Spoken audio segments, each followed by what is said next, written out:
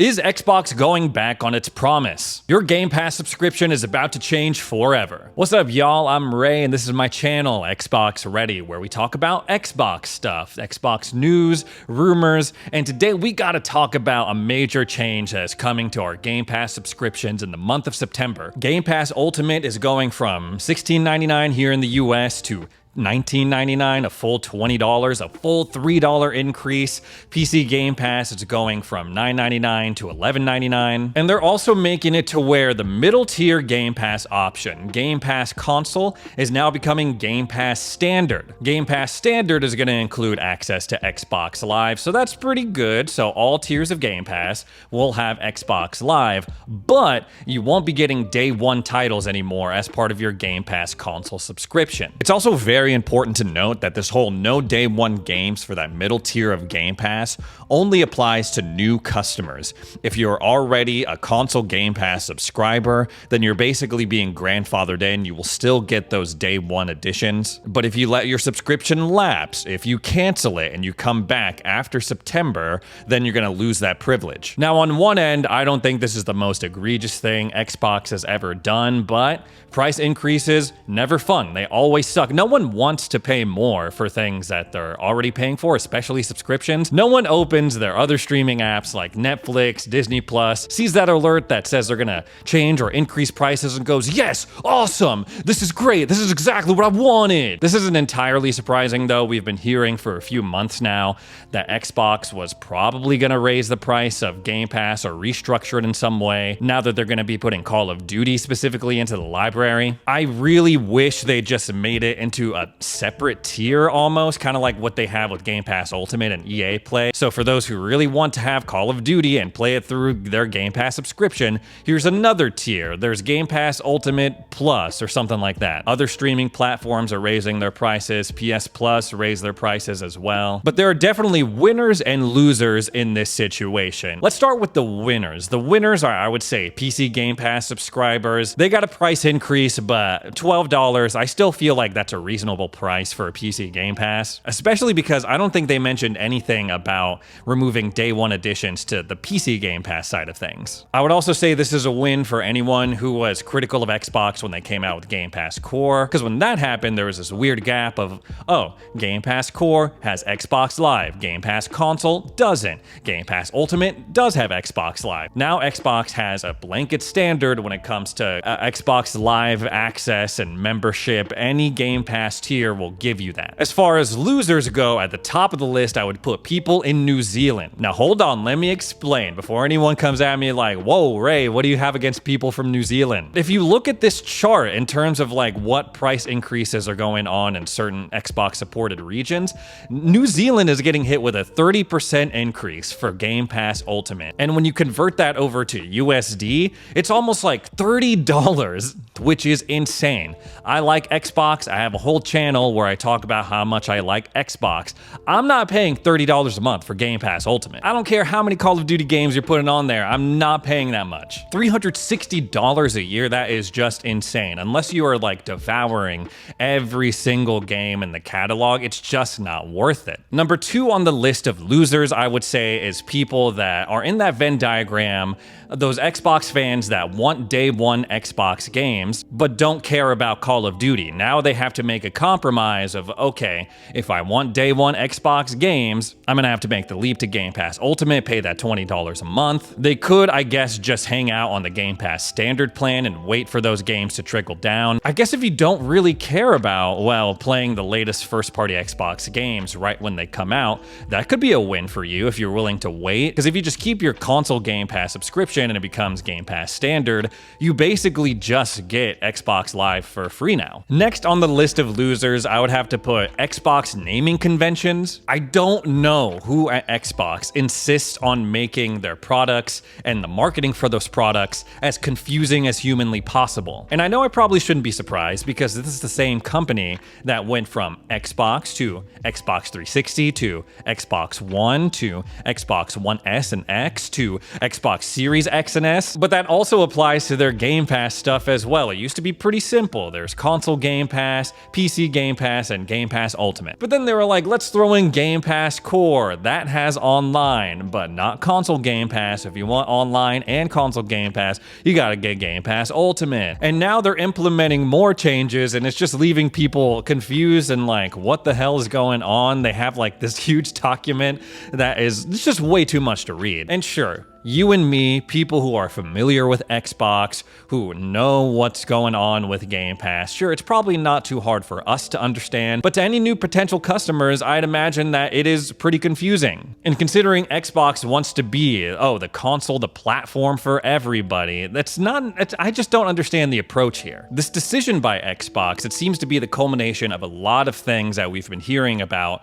over the past 6 months or so. Yeah, they're gonna add Call of Duty, and I'm sure there was a lot of back and forth on how they were going to offset the cost of whatever game sales they were going to lose by putting Call of Duty titles day and date on Game Pass. But to me, this also seems like Microsoft is cranking down a little bit. It's cracking the whip. At the start of this generation, I was like, yeah, Microsoft is totally cool with losing money on the games they put day one onto Game Pass because they got that infinite money hack. I'm sure they're willing to take some losses because they're still going to be rich anyway. And as long as Xbox was growing by giving something their competitors wouldn't dare do, day and date titles, then at the end of the day, it was probably going to be worth it. Raising the price of Game Pass tiers and also taking away day and date titles from the middle tier of Game Pass coincides with things that we've been hearing about. Well, Game Pass is plateauing. It's not growing in the same way that Microsoft was hoping or Xbox was envisioning a couple of years back. As a fan, I do worry about Xbox keeping its promise of games day and date from Xbox first party and Xbox Game Studios. I wonder how long that's going to keep up. They took it away from console Game Pass. What's to say they won't take it away from Game Pass Ultimate if they're not seeing the revenue they want, if it's just not working out business-wise or numbers-wise? Game Pass being $20 also takes it out of that tier where you could just have it as a subscription that you basically forget about. It's not too harmful to your bank account or your bottom line. I would say any subscription ranging from like 8 to 15 falls into that category. But $20, $240 a year, that is definitely something that I feel like is going to make a lot of people pause and consider, is this worth it? It's not as much of an impulse buy as it used to be. $240 a year over 4 years, that's almost $1,000. You're going to have to do some thinking. Okay, should I just cancel that subscription and, I don't know, just use it to actually buy the games? Or do I downgrade to Game Pass Standard and just wait for those games to sort of trickle down? I imagine a lot of people are really going to be examining whether or not Game Pass Ultimate is going to be worth it come September for them. At a cheaper price point, it's easier to forgive those kind of Xbox blunders like, oh, I didn't really like Redfall,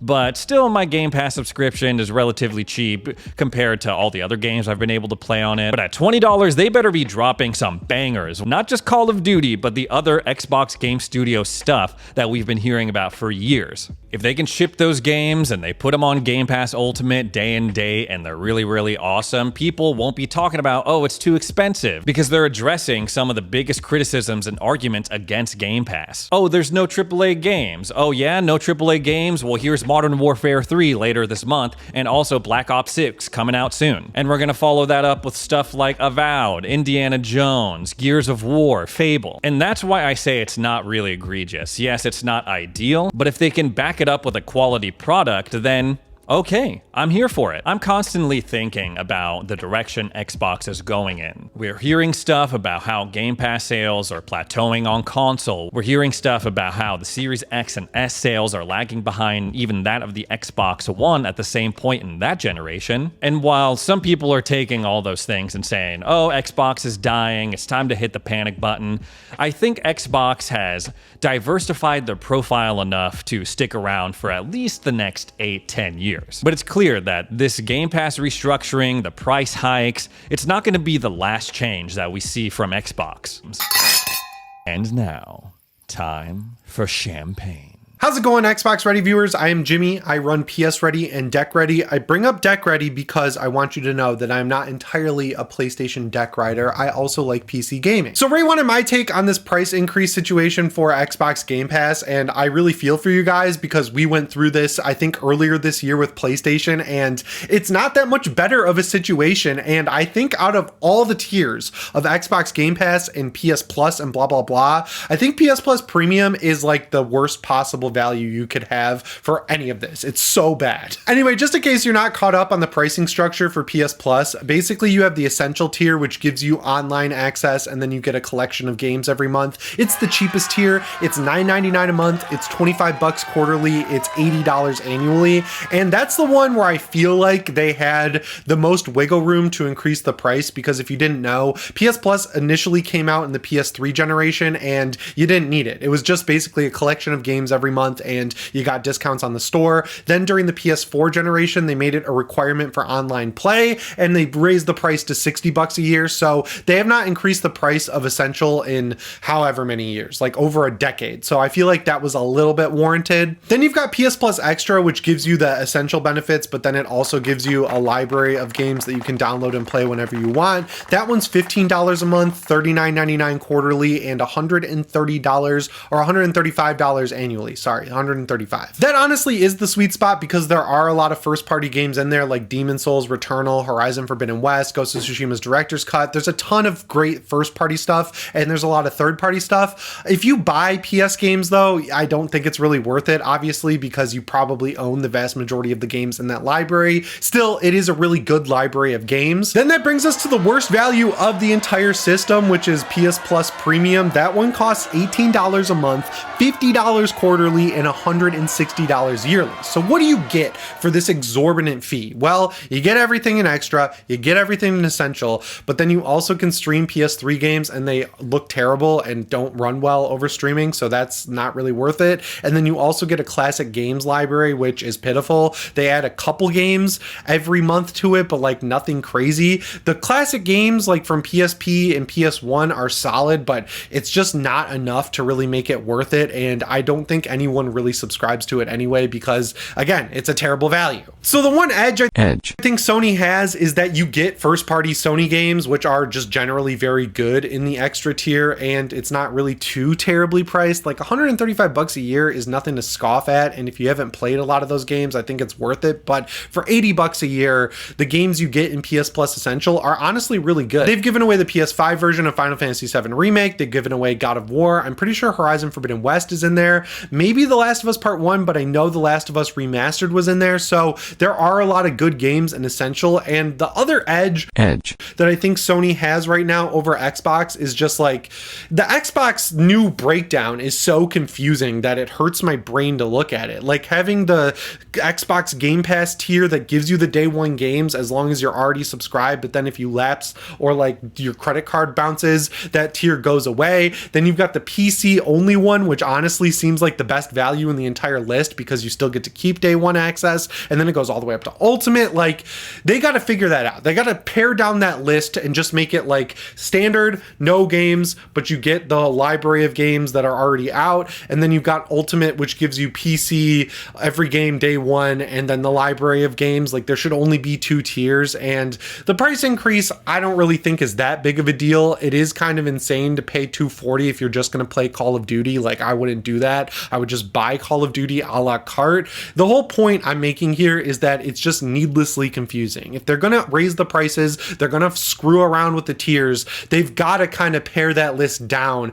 and make it as simple as possible and really do a good job of conveying that it is a good value. Because right now, there's some solid first party stuff you're getting in Game Pass. Like I love Forza Horizon 5. You can play all the Gears games. That's awesome. But like you're really buying into the future, right? Games like Fable, games like Gears E-Day, games like Indiana Jones. There's a lot of stuff on the horizon, but like until those games are actually out, it's not really worth it to sub right now. Unless you're already paying for that lower tier that lets you keep it if you're already subscribed, that's worth it, I would say. But until you have stuff that's available to play day one, you're really just banking on that and those games being good. So it's not worth really subscribing with that hope. I would subscribe to Ultimate for a month to play something like Indiana Jones and then bounce my subscription subscription after that, because then you're playing Indiana Jones for like 20 bucks and that's worth it. I feel like this is all caused by the stagnation of Game Pass. We saw that it was on like a really healthy growth spurt for a very long time, and then it pretty much plateaued at where it's at. So they want to take advantage of who's already there